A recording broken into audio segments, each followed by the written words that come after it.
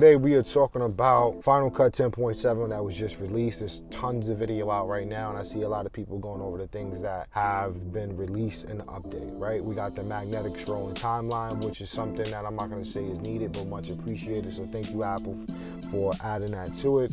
If you have an M1 Max, M2 Max, or M3 Max chip or Ultra, you now have faster export time with HAVC, H.2.65, H.2.64.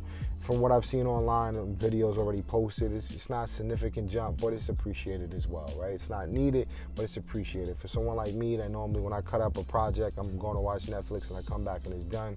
That's kind of my workflow, so it's not something that's going to affect my day-to-day immediately right now. But I do appreciate that. Maybe I'm on a job, I'm punching the clock. That might come in handy, right? With that being said, moving on to some other things that was added. The tracker is supposed to be a little bit better. I appreciate the tracker being better, the object tracker being better. I'm trying to think of the other things that's been added to it. Some other one or two little perky things. Oh, the new audio rolls in terms of being able to sign the colors and stuff like that. I can appreciate that as well. For people like me who've been using Final Cut for the last 6 to 7 years, we have found our workarounds dealing with these obstacles. So with the new additions, I really do appreciate it. It is noted. I'm not gonna say it's needed, but the magnetic timeline, I will give you a thumbs up for that. The rest is, you know what I mean, I appreciate it. So, I say all that to say to get into some things. For the last 3 months, I've been working with DaVinci Resolve because I've been standing by Final Cut for the longest. I gravitated from Final Cut 7 when I was first getting into filmmaking, trying to learn that system. Final Cut 10 dropped, and I was like, this is a no-brainer because I started off on iMovie, right? So it was like iMovie on steroids. So I didn't have to know codecs at that time. I just dropped it on a timeline. It brung everything in, it rendered. So it was an easy workflow, and then I had to learn why files was being double, had to learn how to, select the boxes, all these little different things that I saved for another video.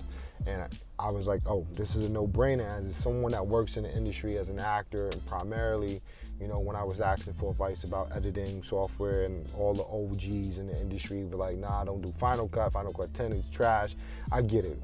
Apple did a smart move. They actually took things back to bring people forward, right? So Final Cut 10, they heard the number 10, they thought it was supposed to be a step forward over 7, which, understandably so, but what it was to bring this new generation of content creators forward, into the generation we're in right now. So you had a bunch of people learning on iMovie, which is a free plugin. Final Cut was $1,000. Then Final Cut 10 drops at $300. It's affordable. You got more people into the entry.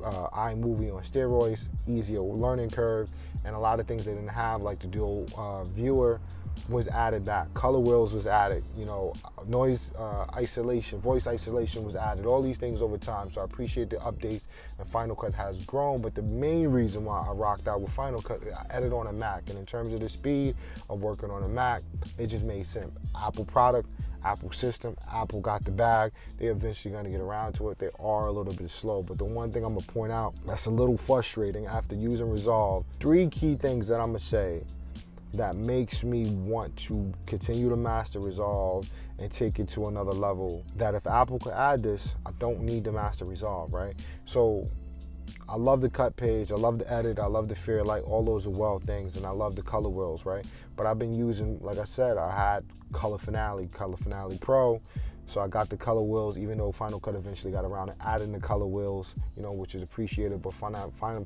Color Finale is something I use to perfect my workflow in terms of color correcting my footage, log wheels, and all those different things, and it's been very valuable to me understanding what I need to do.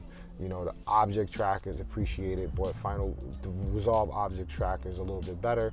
But the one thing, Apple, if you're listening, right, that's why I gotta start doing more videos. If I gotta do these videos to get the point across, to make it a better product, we have to figure out how to match Resolve in terms of batch export, because that's the main reason why it makes me want to jump to Resolve. When it comes down to batch export, you could kind of do it now on Final Cut where, like, if you bring in a bunch of footage, if you have a LUT, you can go into the info tab, add on the LUT. So if you're shooting C-Log and you want to go Cinema Gamma 2, add on the C-Log 2 LUT, or if you bought a LUT, you can have that, but it has to be that with your export, because for you to really make tweaks, you have to bring it into the timeline, make those tweaks.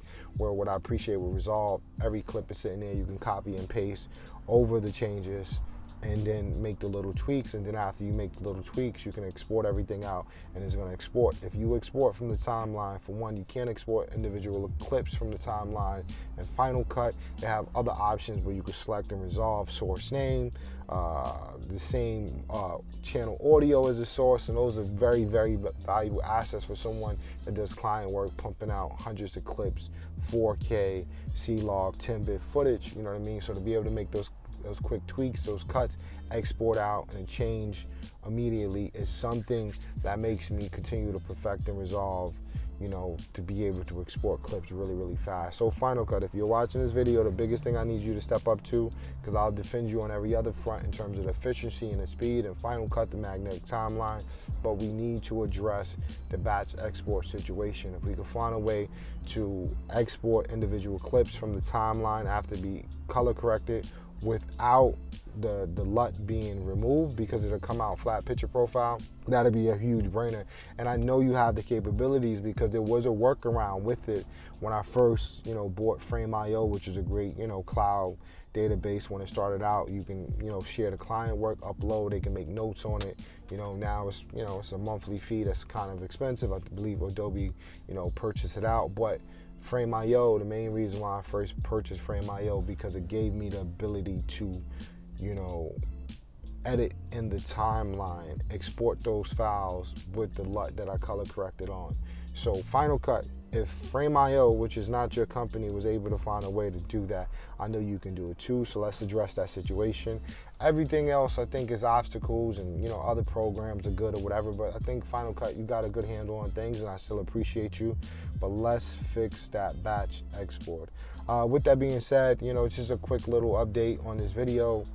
You know, I've seen a lot of videos, you switch over to Resolve, switch over to Final Cut. Listen, if you're on a Mac, I still think Final Cut is the place to be. As someone who has spent that time learning Resolve and appreciating all the workflows, the editing, cut detection, the Fairlight, the cut page, it is very efficient. But I will say, if you're using Final Cut already, you know, to learn another system when you can do everything pretty much in there, outside of, like I said, the export situation, I think you got a good handle, and I think Apple is going to get around to it, because they already said they're going to commit to, you know, really taking Final Cut to the next level. Apple got the money, they got the long brand, they got the ability to do so. So I'm going to trust in Apple with this, but let's get to that batch export page and try to match what Resolve is doing there, and we'll be on a good road. So we're going to wrap up the video right there. I always say, no such thing as a perfect NLE editing system, tech software plugin. It is what is perfect for you and where you at right now in your journey.